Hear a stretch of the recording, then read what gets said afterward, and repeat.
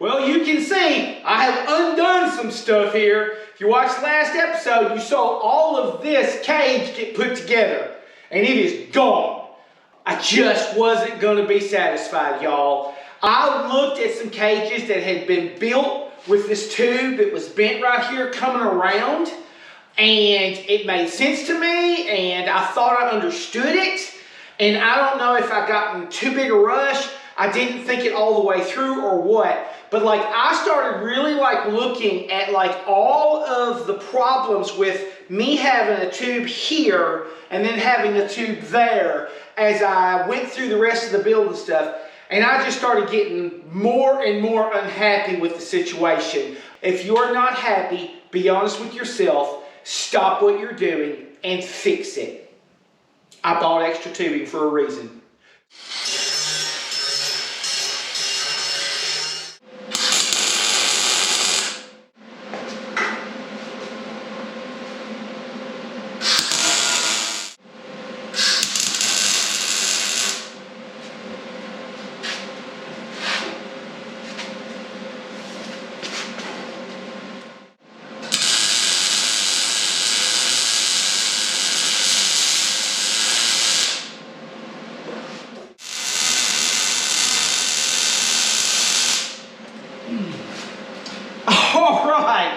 Well, we're back where we were at this point, but this time we can put the tube in over there. We're going to be even with the other side, and we're going to be into the node end right here where it all buckles together, and I'm going to be satisfied with my design.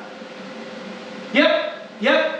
That was just like an extra 3 or 4 hours there and an extra couple of pieces of tubing, but get it right while you can. Y'all check this out. So you see I got this black electrical tape running all over the place. You're probably like, what in the world are you doing, Jason?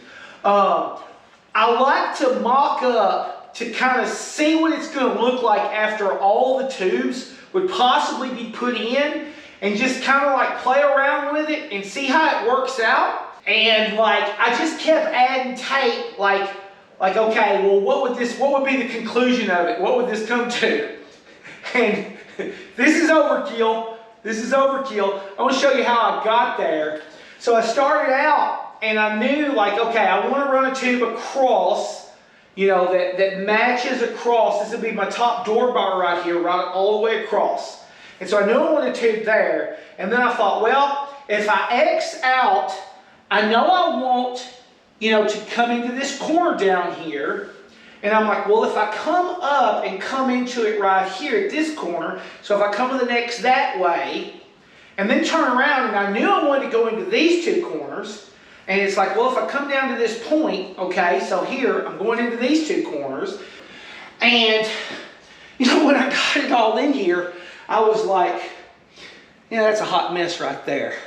What I'm trying to accomplish here is I want to have certain points to be like divided into individual smaller triangles, you know, to create that strength. Anywhere you've got 4 legs like a square, it can push over, okay? So a square box can turn into a parallelogram by doing that. Anywhere you've got a triangle, you know, you literally have got to overcome the force of that tube itself to collapse on itself. There is just a massive difference in strength between a square and a triangle. And so like, I know like that corner right there, I want to come into that corner, I want to go into that corner, I want to go into this corner, you know, and that's dividing up all of these open square areas and making them into triangles is what it's doing. But that's too much. You know, I don't have to go that far. But I want to show it because I was just like taking it to its conclusion, and I'm like, well, let me go all the way with it, and then, you know, like show like, okay, that's where this leads to. Because the trap I've run into before, and you can get in this same trap really easy, is it sounds good when you start, and you start welding your tubes in, and then you're 2/3 of the way into it, and you've consumed this tubing, cut it up, welded it all in, and you're like, oh, this isn't really working the way I wanted it to work. And so that's the reason for like mock it all up with tape first. Because, you know, if it's like not going to work, it will become obvious to you, because it became very obvious to me. All right, so I'm going to turn around and I'm going to leave some of these tape because I can use them. Oh my elbow. Okay. All right. All right. I know that back one right there. I won't. I know I want them. I think where I really messed up on this one was like trying to do the X down low with just like this lower X, because then I'm having to do something completely separate to get my top here accomplished that I was trying to accomplish. You know, that I think that's where I messed it up. Okay, so all of those, get out of here, guys. Y'all wouldn't know good. So now that I know that won't work, I'm looking at it and it's like, okay, I know I want to go into that corner and I want to go into this nodule right here. This one right here, I want to come right down into this frame right there. All right, so I know, okay, so now I got a full X. Now the X is slightly above the center line. All right, so now it doesn't look as horrific. It looks more like a pizza, right? Triangle, triangle, triangle, triangle, triangle, triangle. Now this one right here is actually going to get cut up again because I do want a down tube across. And it's going to be right off of this corner right here. Come here, Betsy. And I may use 1¼ tubing from some of this. I may not use 1½. On this back here, you know, 1½, it doesn't matter. Weights are relevant. Oh, I need another roll of tape. The reason I'm using this black tape is because I can get it for $1 a roll.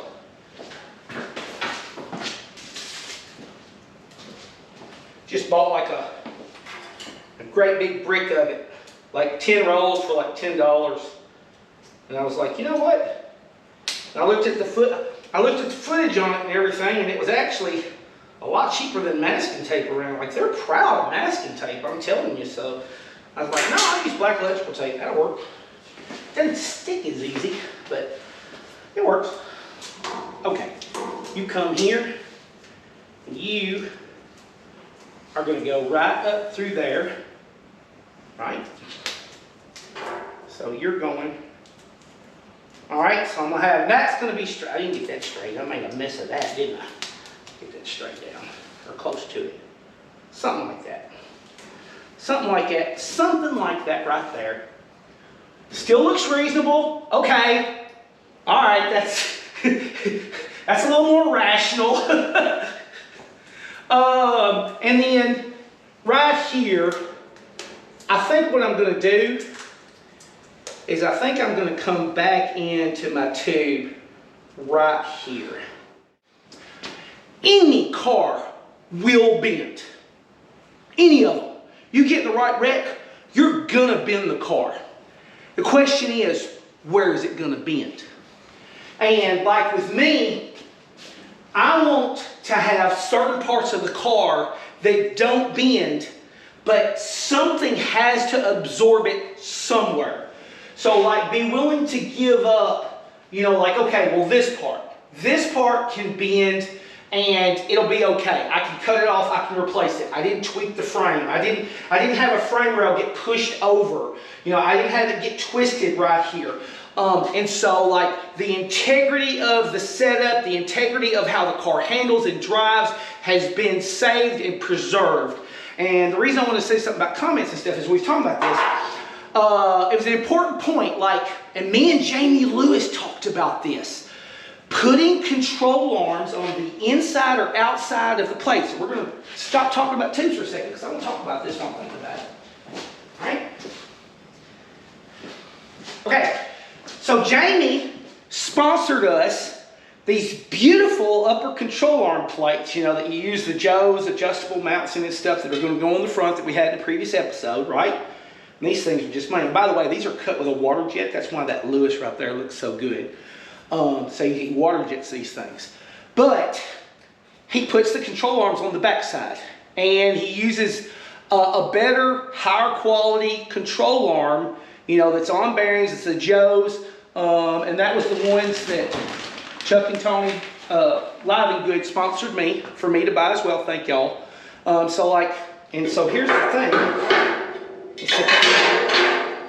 So but see how those have to come apart right there? So they make some that come apart right here, and then they also, the old late model style, they used a bolt-on, like a 6024 style or a 6136 style ball joint that would bolt through, and where it bolted together, you had two plates. So the two plates, it would twist apart, and you put it around like that.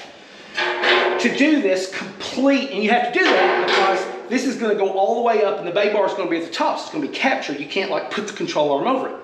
Well, there were some comments about, and a lot of people do this, about, well, put the control arm on this side, and it'll be beefier. It will not bend as easy by putting it on the outside instead of the inside where it pushes against it. Okay, you get in a really hard hit. Something has to bend somewhere, right? And, you know, it's like if I get this beefy enough that it can actually not bend, well, okay, if I bend this plate right here, okay, now I've actually damaged the car itself, and I can't just get a replacement part that is straight and know the car is going to go back to exactly where it was. Because if I get slammed in the right front like I did at the Ice Bowl Sunday, where like the right front of the car just got creamed, you know, what do I want? I want to destroy wheels. I want to destroy ball joints. I want to destroy control arms. And I want all the mount points on the car's frame to be exactly where they were. Like everything we can bolt on, it's fine. If we rip, bend, and destroy all of that, that's okay. Because when we unbolt that part and bolt one back on that we know is a good straight part, we know we just took the car back to where it was. And so be careful about that. Be careful about that. So like, you know, yeah, like I'm going to be in behind it like that. And, you know, if I take a really, really hard hit, it could literally bend that aluminum tube up around it. It could stretch that bolt and snap that bolt off. I mean, I could fold that control arm in and I mean, it could get a shock. You know, it could fold over and, you know, they got to wrecker me off the track. But if this plate is still sitting here straight, you know, and that bay bar and stuff's not been pulled in and this thing's got this bow in it, when I put it all back together, it's right where it was. That's the reason. It's my opinion. A lot of people were just build one beefy, beefy, beefy. I'm just saying from my standpoint, something's gonna bend somewhere. Make it somewhere that you can control how you go about fixing that, and you can fix it at home without a frame machine, without a welder. You know what I mean? Okay, let's get off that. I was talking about tubes. Let's talk about tubes. That one, I would go right there. No, I ain't gonna do it. That's not right. That's not right. See, that's why I do that. There would be too much angle in it. There would be too much angle in it. It's going to have to go down through the deck. Because see, the X was down here, and see, it would work because I had enough angle to split that into two good triangles, like 45-degree triangles that would have strength. But if I'm way up here, see how I've got this real thin triangle and then this real big fat one? Well, then I'm going to really put the pressure on this, and that tube's going to want to buckle. Like if I hit on this corner, it's going to want to buckle that tube. I really want that to like split that like that. So I'm probably going to come down into that same point and tie that together in the same line right there. I got that good split going on. You know, the only thing I'm trying to avoid the tubes that I've got to just cut around and split up my deck. But make no bones about it, I'm going to split the deck in a way I don't like before I start sacrificing my safety, okay? So that's that. And then turn around and this tube on the front. So I'm okay, I know that one. I know I'm rambling, I know. All right, so that one. So let's look, can we come up here with it? I'm okay with that. Or we could go down to that corner with it. If I go down to now, so if I go down to the floor with it, then my V's could push the dash bar upward. You see that? See, I don't have a tube coming straight down here, so it could push it up. Yeah. So I don't want to. I don't want to do that. I don't want to do that. Now, something has to give somewhere. And like if I folded a front clip, I would want those tubes going out, I would want them to buckle and fold and not fold my dash bar. Something has to give somewhere. So like we're trying to make, this is our sanctuary, that like nothing around the driver will fold, but in order for that to work, then I have got to have, I've got to have an engineered design that is weaker out from it. That's the way to think about it. Like, if you're going to build a sanctuary, and then you've got to have your area around the perimeter that you know, like, this will collapse before that will collapse. And so, like, for example, we know that can't go down there because it would push the dash bar in. Why is it so important? And, of course, I lost my hand on that, and I got to walk back around. Why is it so important for the dash bar to not fold in? It is important for the dash bar to not fold in because the dash bar is going to have our steering column bolted to it. If the dash bar moves towards us, the steering wheel moves towards us. Not cool. So that's a big one right there, y'all. So I've got an angle in here, an angle here. I'm coming back into this point, and I think I wrapped this up about right over the top of my control arm mounts, about halfway. I put, of course, I pulled that tape short. This electrical tape, we can just stretch it. There we go. I'm going to have one right there. And we're going to walk around. Don't worry. I know y'all aren't in the best spot for all of this, but, and then that one right there. Okay. Okay. Take a look. Walk around. Let's see. Oh. I got a 45 that goes right up here. Yep, got a 45, goes right up here too. That way. I am not going to run a tube from this down to the right front control or the right front horn. I am not going to run a tube down through there on that angle. And the reason I'm not is because I don't want to create that stiffness. I've done that in my other cars and stuff, and I was like, you know what, I'm going to put all of it on the suspension and, like control it in the suspension, get the suspension right. You're going to have a great driving car. You want the chassis to be perfectly, no flex at all on the chassis. Y'all, I'm not good enough on setup to hit this, to have the level of parts and dial in so perfect that I can drive a car with no flex in it and hit the setup. This is just me being honest. I thought I could do that. I built the crush super stiff, and I said, let's put it all in the suspension. I'm backing up from that. Okay? We're both learning, right?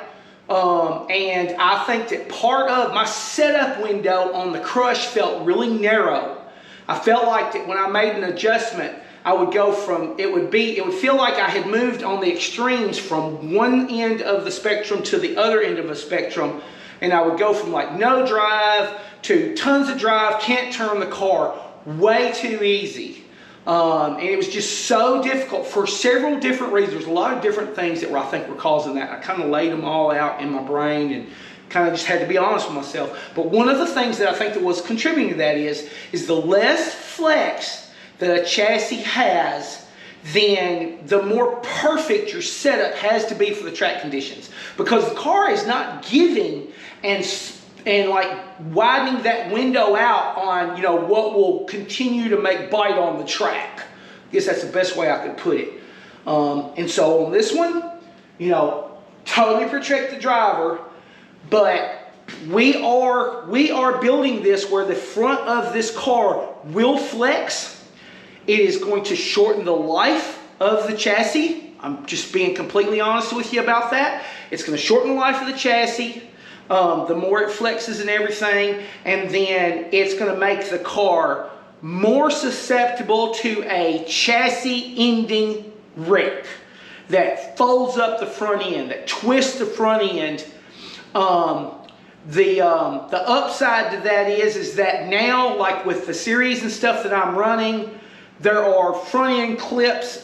Speedway, I think, is just this year going to come out. Speedway Motors, I think, is going to have a metric frame and a metric front clip available. You'll be able to cut off and put on. Johnson has got a front stub that you can cut off and put on, and like Craig Racing USA will allow. And so there are options to be able to fix it that weren't available years ago. And so I'm a little more confident about, like, you know, having a lot more fragile front end on the car, but I've got some options to be able to fix it without me just sitting here on a frame machine for like 2 weeks and paying through my nose trying to get it right before I give up and start over. So, you know, yeah, I'm intentionally like gonna not have, like, I'm gonna have squares out here instead of all triangles, literally on purpose. So you're gonna see the two opposite ends of that philosophy going on there. All right, let's do a quick walk around, because what I'm gonna do is take a picture of this on the cell phone, and then I'm gonna pull it all back off, start putting tubes in. So you can see here, like I said, all of it tied together. Now, I'm not gonna start with this tube. I think I'm gonna do the tube that is from the driver's corner across. That is gonna be my solid tube, because that is my most important safety bar right there that's like protecting me from this corner over my head getting crushed. So I'm gonna make that one a solid tube. Then I'm gonna put this other one in right here, then this one, and then I'm gonna put the rest of them in. I think I'm gonna probably do these right here, so they go from that corner all the way down to right here. I'm gonna put the plate in and then tie them into the corner with a plate. These smaller, these one right here and right here. That, I think I'm gonna do 1.25 inches on these. I'm gonna do 1.5 inches on that one, 1.5 inches on that one. Let me walk around here.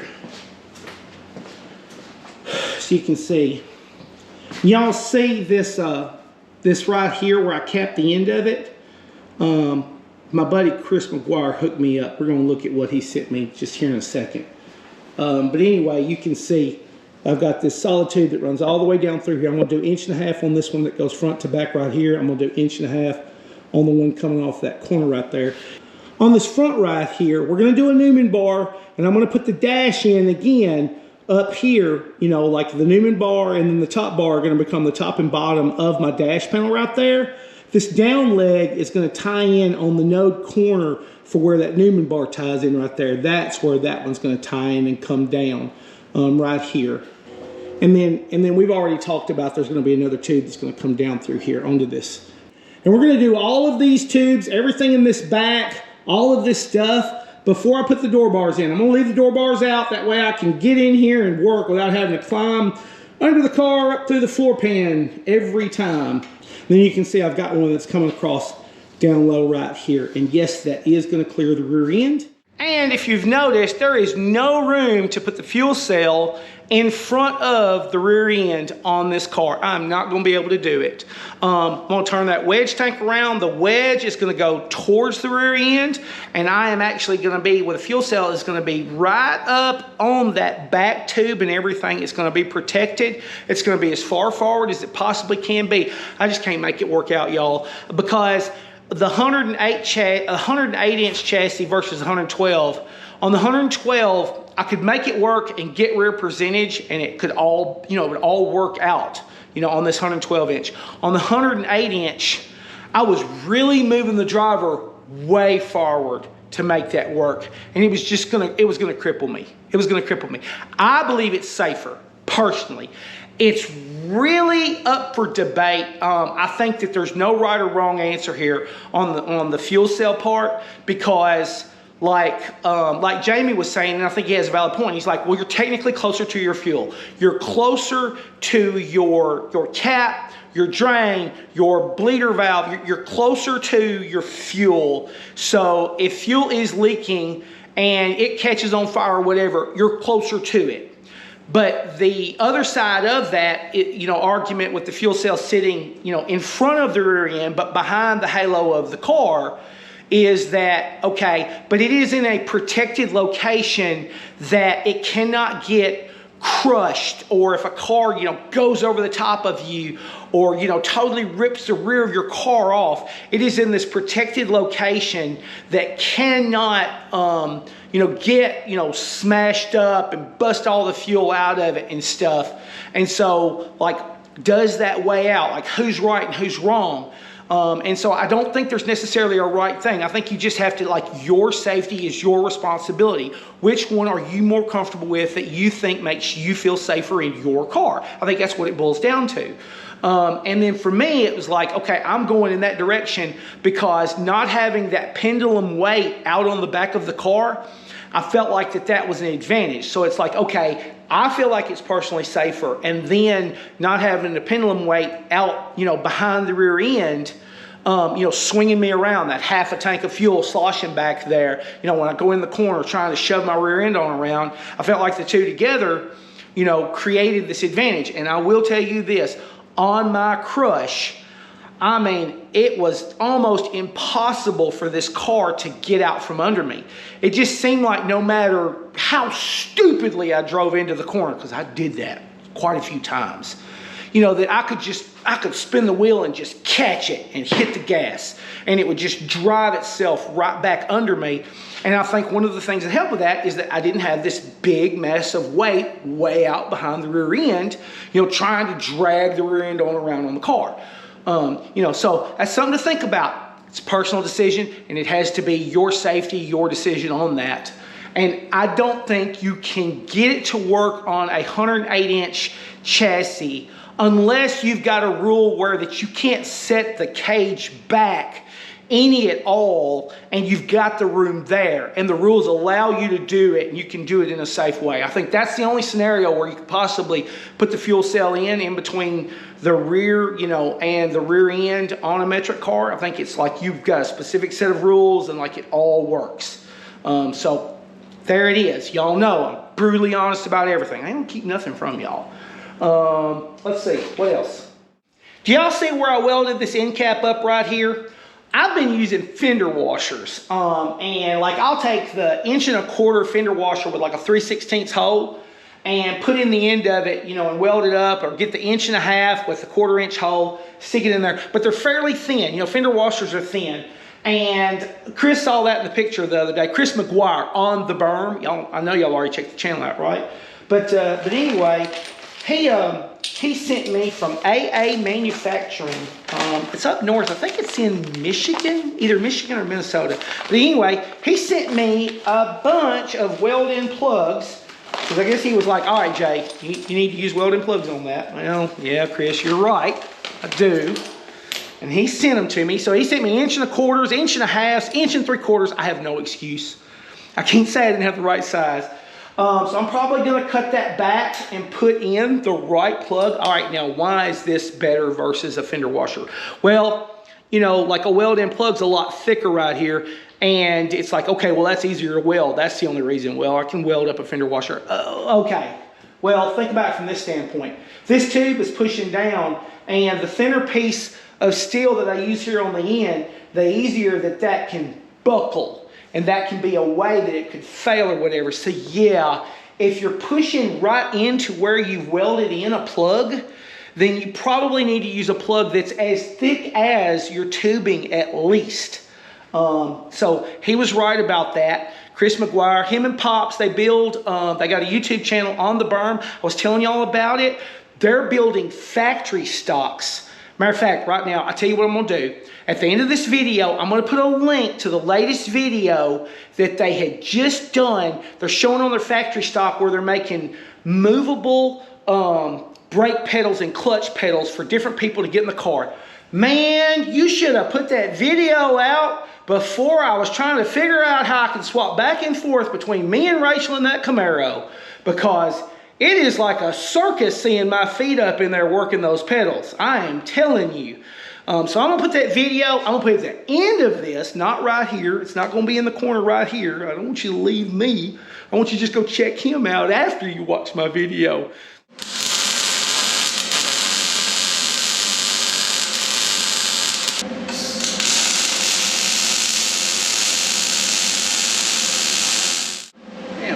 Fogging up. It's rainy outside. I'm fogging up like crazy in here, y'all.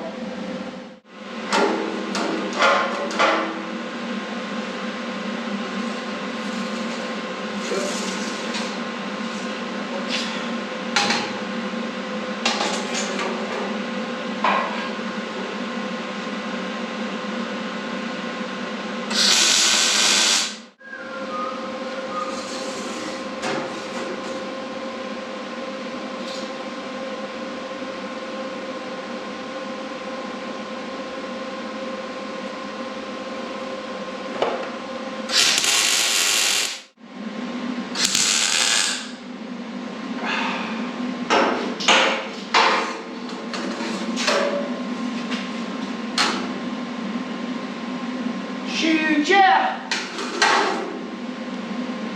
That's what I'm talking about. Got a rib tater chip. That's good. Yeah. Okay. Okay.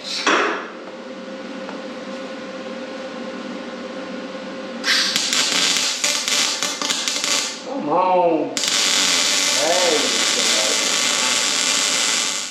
Well, it's definitely coming together. Hey, this tube right here, I'm offset for the driver's compartment right here as far as my cage part right here. But actually, it is on the center line of the chassis.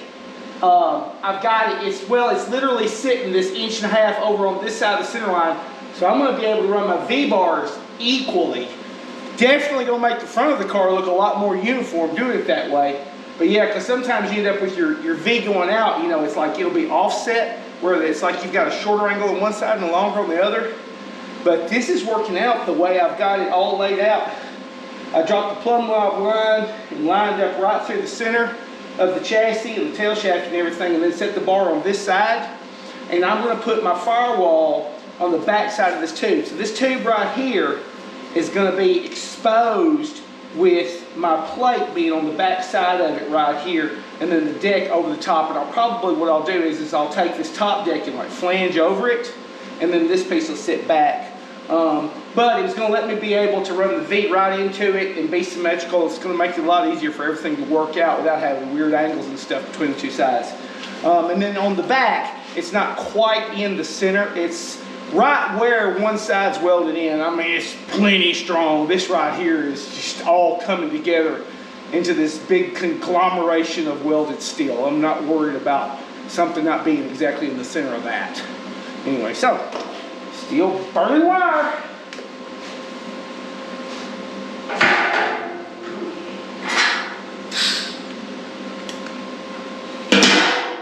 All right, let's do it.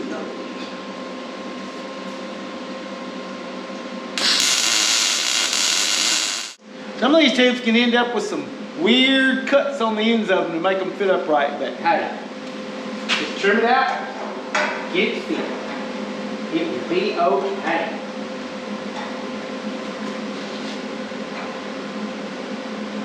All right.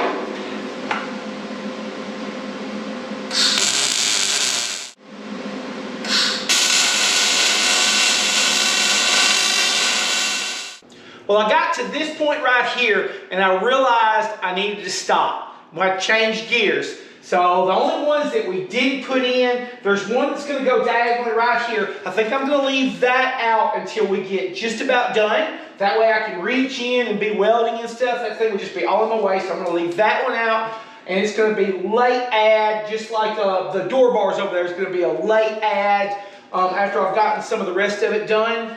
And I was going to put these down tubes here in, and I realized I need to put the rear end in this car first. The mistake I made on the crush is I had put these tubes in first, and then when I was doing my weight jacks and stuff, I was like being limited on exactly where my jack bolt was able to come up because of where that tube was at. And so it's like, whoa, whoa, whoa, wait a minute, because I have my lessons learned from that car, trying to do better on this car. So the rear end needs to go in first, and that's going to be an ordeal, y'all, because we've got to pull it out. Well, it's got mounts welded on it, and then I've got these clamp-on mounts, and then we may have to do some adjusting.